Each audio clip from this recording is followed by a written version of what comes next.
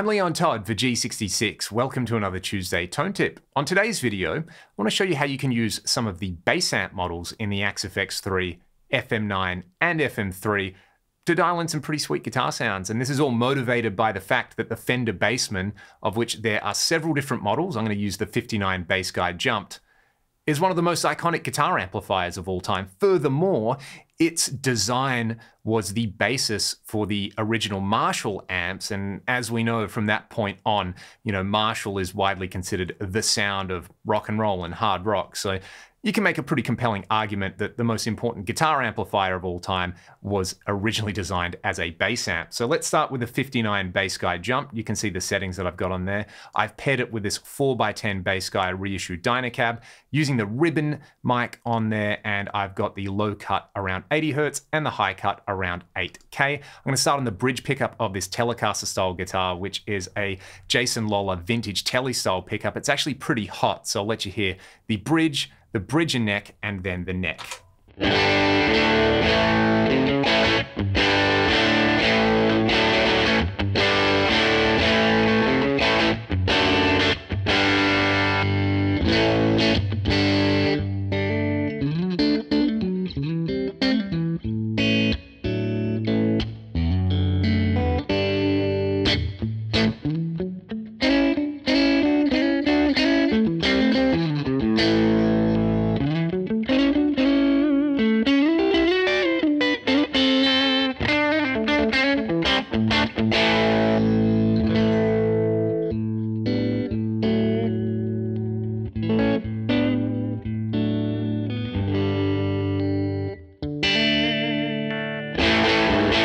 That's one of those amp models that just really forces you to be honest with your playing. Like every little inconsistency or flub that you make is really going to be exposed on there. And I kind of love that simple combination of a classic 50s style Fender style amplifier with a Fender style guitar and a Fender style cab IR in there. I should mention as well, I've just got a little bit of this studio style reverb on here. Now, as you heard in there, you could get everything from a crunch tone to a really sweet clean tone just by changing the playing articulation and the pickup selector.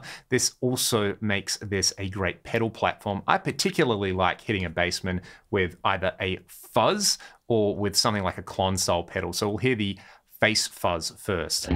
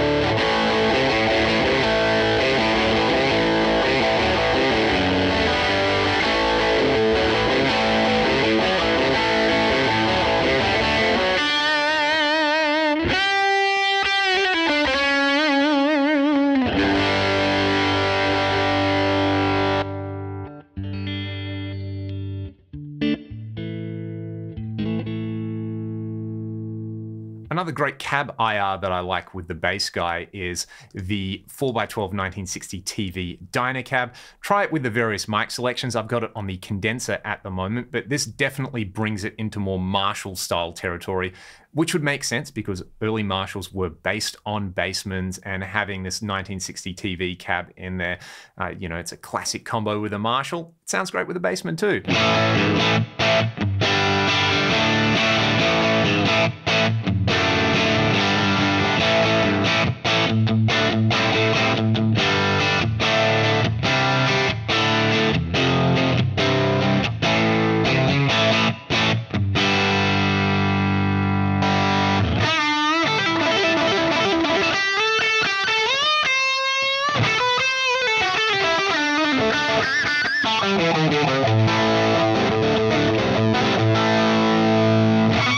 Now the real fun begins. Let's try out a few different bass-specific models, and the Bassman aside, the bass amp, and the amp that you'll find backlined the most at any gig is going to be some variation of an Ampeg SVT. Let's try SV bass at the stock settings. And what I'm going to do here is I'm going to balance out the gain and the master volume on here to dial in a really cool kind of grind out of this guitar. I have to be careful with the bass control on here. It's really easy to overload. So if you're using humbuckers, you probably want to go pretty light on this. But this one out of the box sounds pretty nasty and pretty rock and roll.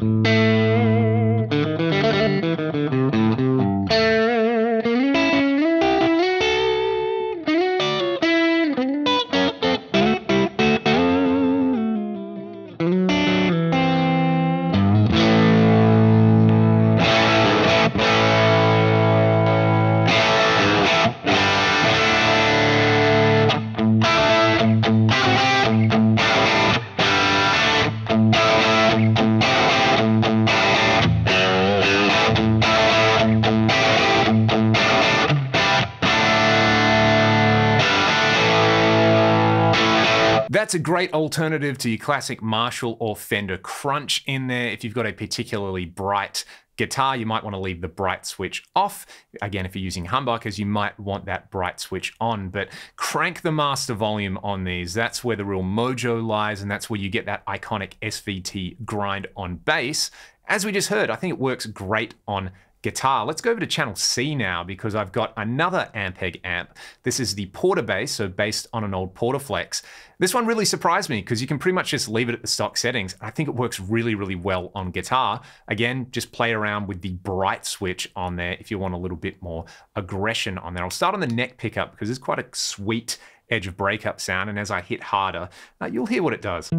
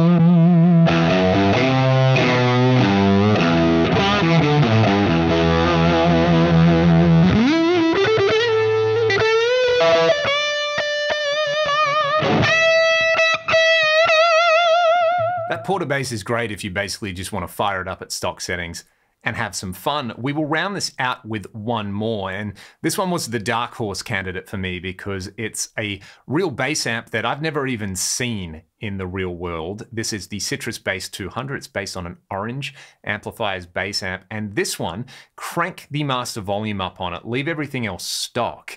You've got a really sweet, fat, clean sound on here. We'll hear this with the cab that I've been using for the last few amps, which is at 1960 TV, but I'll switch over to one of the EV-loaded cabs in the Dynacab selections, and it's even sweeter and smoother. We'll dial it in. So let's maybe start on the neck pickup here so I can demonstrate that.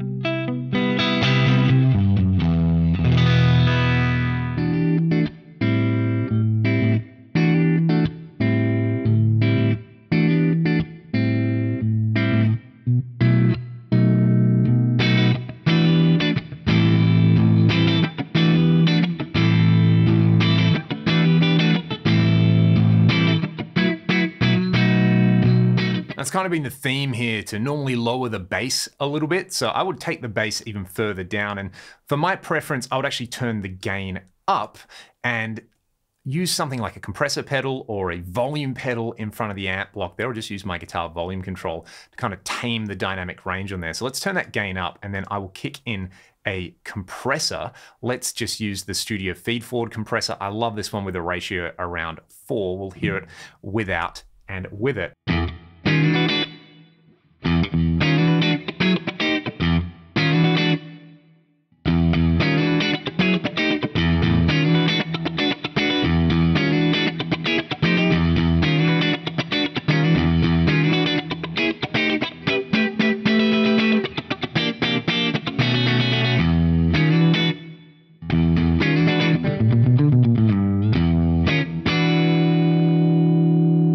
I hope you enjoyed this selection of guitar tones from bass amp models in here. There is a lot of fun to be had with these non-traditional amp and cab combinations. You could, of course, apply this to bass guitar tones as well and use some guitar amps in there. There are a load of great guitar amps that work as bass amps, and furthermore, because of the flexibility of the fractal grid, if you just want to blend in your, say, DI signal, or you want to use a crossover, or you want to use a bass amp and a guitar amp together for bass tones or guitar tones, you can do that really easily. If you've got any other questions, let me know in the comments. Requests for future videos can also go in the comments section below.